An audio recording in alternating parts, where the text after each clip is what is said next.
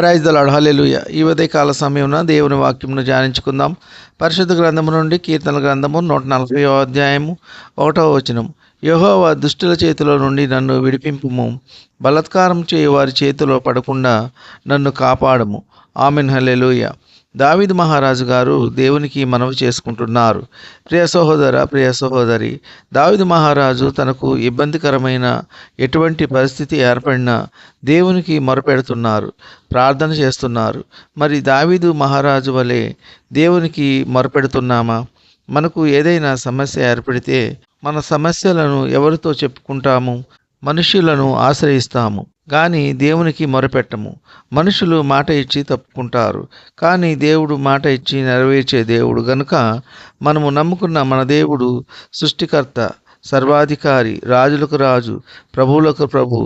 మనము నమ్ముకున్న మన దేవుడు మన ప్రతి అవసరము తీర్చే దేవుడు గనుక మనకు ఏ సమస్య ఎదురైనా, ఎంత క్లిష్టమైన పరిస్థితుల్లో ఉన్నా దేవుని ఆశ్రయించాలి, ఆయనకు మొరపెట్టాలి. దావీదు మహారాజు వలె ప్రతి విషయంలో దేవునికి మొరపెట్టాలి. మనము అడగక వెనకబడి ఉన్నాము.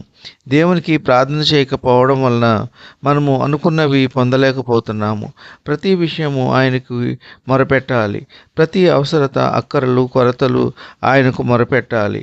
దావీదు మహారాజు దుష్టుల చేతిలో నుండి విడిపించమంటున్నారు, బలాత్కారం చేయు వారి చేతిలో పడకుండా కాపాడమంటున్నారు. మరి నిజముగా ప్రియ సహోదర, సహోదరి, దావీదు మహారాజు దుష్టుల చేతికి చిక్కి ఉన్నాడు. ప్రియ సహోదర, సహోదరి, మనము కూడా కొన్నిసార్లు దుష్టుల చేతికి చిక్కబడి ఉంటాము. అనుకోని రీతిలో మనకు తెలియకుండా కొన్ని పొరపాట్లు చేసినప్పుడు కొన్నిసార్లు దుష్టుల చేతికి చిక్కబడతాము. సాటి వారికి మంచి చేద్దామని అనుకొని వారికి మేలు చేసినప్పుడు కొన్నిసార్లు దుష్టునికి చిక్కబడతాము.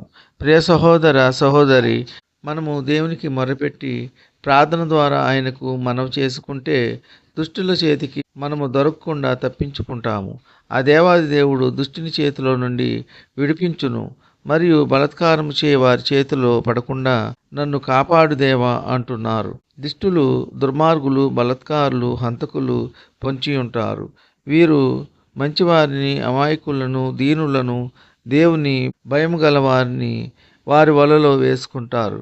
వారి చేతికి మనము చిక్కకుండా జ్ఞానము కలిగి, బుద్ధి కలిగి ప్రవర్తించాలి. దేవుని జ్ఞానముతో తప్పించుకోవాలి. దేవుని యొక్క శక్తిని పొందుకొని దుష్టుని ఎదిరించాలి, తరిమి కొట్టాలి. ప్రియ సహోదర, ప్రియ సహోదరి, దేవుని జ్ఞానము పొందుకోవాలంటే ఆయన అడుగుజాడల్లో నడవాలి, దేవుని చిత్తానుసారంగా జీవించాలి, దేవుని వాక్యానుసారంగా జీవించాలి. ప్రియ సహోదర, ప్రియ సహోదరి, దేవుని బిడ్డలైన వారు, ఆయన యందు విశ్వాసం ఉంచిన వారు, దేవుని చిత్తానుసారంగా నడుచుకునేవారు, దేవుని వాక్యానుసారంగా జీవించేవారు ఎటువంటి సమస్య ఎదురైనా సరే ప్రతి విషయంలో ముందుగా ప్రార్థన చేయాలి, ప్రార్థనా శక్తి పొందుకోవాలి. దేవుడు తప్పకుండా మన ప్రార్థన విని మనకు జవాబు దయచేయగలరు. ఈ కొద్ది మాటలు దేవుడు దీవించునుగాక. ఆమెన్.